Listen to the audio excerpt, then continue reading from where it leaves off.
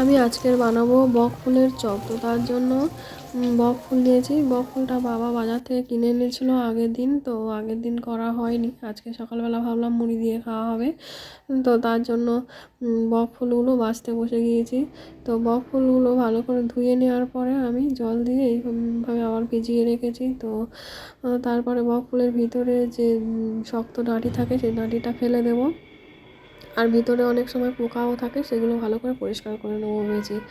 এইভাবে করে একে একে আমি সব বক ফুলগুলো ডাঁটিগুলো ফেলে দিচ্ছি আর ধুয়ে নিচ্ছি পরিষ্কার করে। তো তারপরে আমি নেব বেসন ব্যাটার করার জন্য।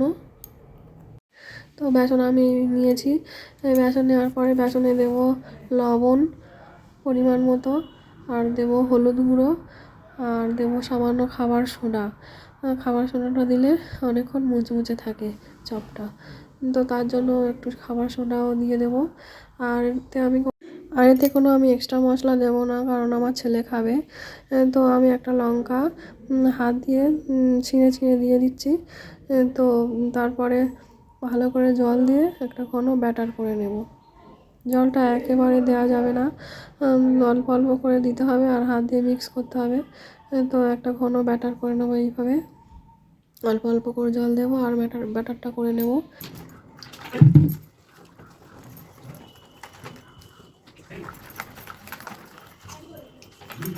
তো আমার ব্যাটার এদিকে হয়ে গেছে।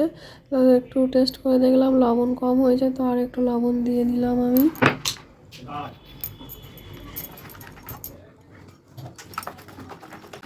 আমার ব্যাটারটা রেডি। তো আমি এদিকে এবারে গ্যাসটা অন করে দিলাম, কড়া বসিয়ে দিলাম। তো এরপরে কড়াটা গরম হয়ে গেলে আমি পরিমাণ মতো তেল দিয়ে দিলাম।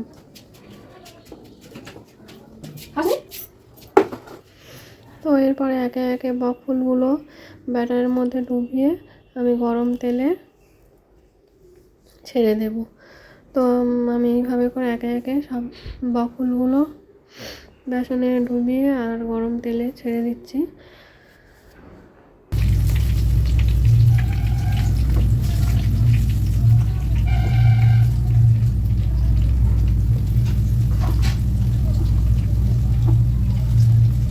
তো এরপর আমি উল্টে পাল্টে একে একে সবগুলো ভেজে নেব।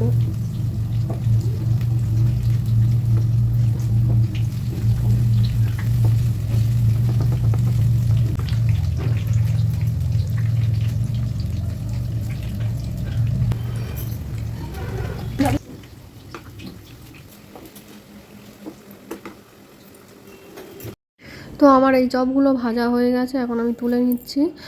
তো এরপরে আবার যেগুলো আছে তো সবগুলো এইভাবে করে আমি ভেজে নেব।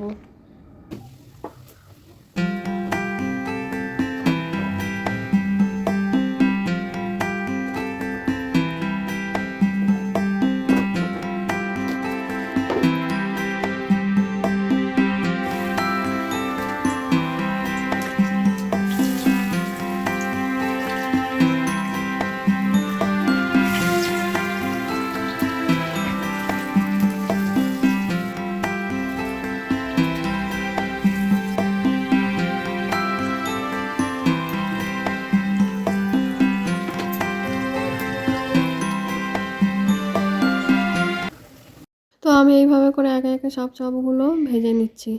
আপনারা এইভাবে করে করে দেখবেন, খুব সুন্দর টেস্ট হয় আর মুচমুচে হয়, অনেকক্ষণ মুচমুচে থাকে চপগুলো।